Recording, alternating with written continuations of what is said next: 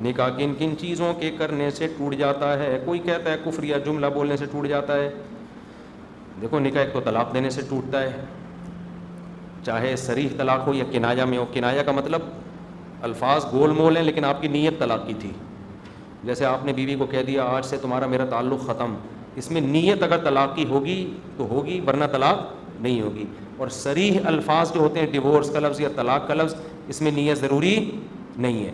تو ایک تو اس سے ٹوٹتا ہے. دوسرا نکاح ٹوٹتا ہے کافر ہو جانے سے, مرتد ہو جانے سے. کفریہ جملہ بولا جس کا دوسرا کوئی مطلب بنتا ہی نہ ہو, صاف طور پر اسلام کا انکار کر دیا, میں اسلام کو نہیں مانتا, معاذ اللہ نقل کفر, ایسا جملہ بول دیا. یا اسلام کے کسی حکم کا مذاق اڑایا بالکل واضح لفظوں میں. اس میں فوراً فتوی بازی نہ کر دیا کریں, بالکل صاف پتہ چل رہا ہے کہ یہ اسلام کو نہیں مانتا, تو مرتد ہو جائے گا تو بھی اس کا نکاح ٹوٹ جائے گا. یا ختم نبوت کا انکار کر دیا. لیکن اس میں وہم بہت لوگوں کو شروع ہو جاتا ہے, وہمی ہو جاتے ہیں. تو وہمی نہ ہو جایا کریں, پھر تنگ کرتے ہیں, میرے میاں نے یوں بول دیا تھا تو کافر تو نہیں ہو گئے, میرے میاں نے, وہ پاگل ہو جاتے ہیں, ہمیں بھی پاگل کر دیتے ہیں. تو واضح لفظوں میں جب تک کوئی مرتد نہیں ہوگا, صاف پتہ چل رہا ہو یہ اسلام کو نہیں مانتا, ایسے الفاظ کہے تو پھر. تیسرا نکاح خراب ہوتا ہے جب محرم رشتوں میں, جو خاص قسم کے رشتے, ان میں کوئی فزیکل سیکشول ریلیشن ہو جائے. خدا نخواستہ ساس اور داماد کا ریلیشن ہو گیا, سسر اور بہو کا ریلیشن ہو گیا, اس سے بھی میاں بیوی کا رشتہ کیا ہو جاتا ہے؟ خراب. شریعت کا اصول ہے کسی عورت سے آپ کا سیکشول فزیکل ریلیشن ہے تو اس کی ماں اور بیٹی سے اب آپ کا ریلیشن نہیں ہو سکتا.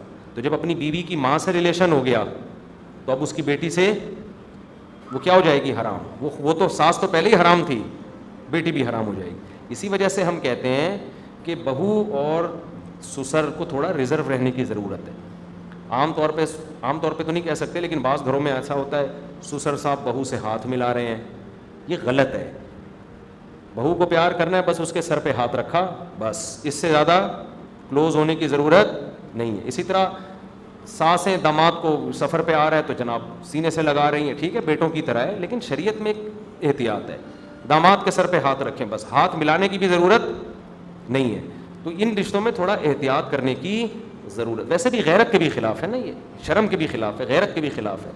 تو یہ 3 چیزیں ہیں جس میں خیال کرنا چاہیے. باقی لوگ وہمی بن جاتے ہیں, تنگ بہت کرتے ہیں, اس میں وہمی نہ بنے. کوئی جب تک یقینی بات نہ ہو نا تو پوچھے بھی نہیں.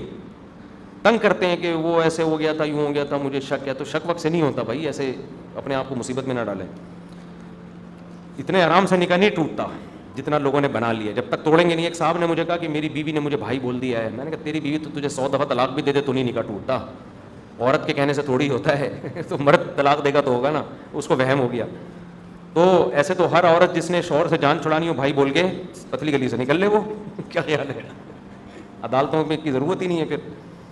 تو ایسا نہیں ہوتا.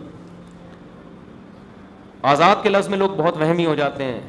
بعض دفعہ آدمی بیوی کو کہہ رہا تھا تم کام کاج سے آزاد ہو, اب وہم ہو جاتا ہے میں نے آزاد بول دیا. تو ایسا نہیں ہوتا, تو اس میں ڈیٹیل ہے. تو وہمی نہ بنے بس, اور بالکل بے احتیاطی بھی نہ کریں.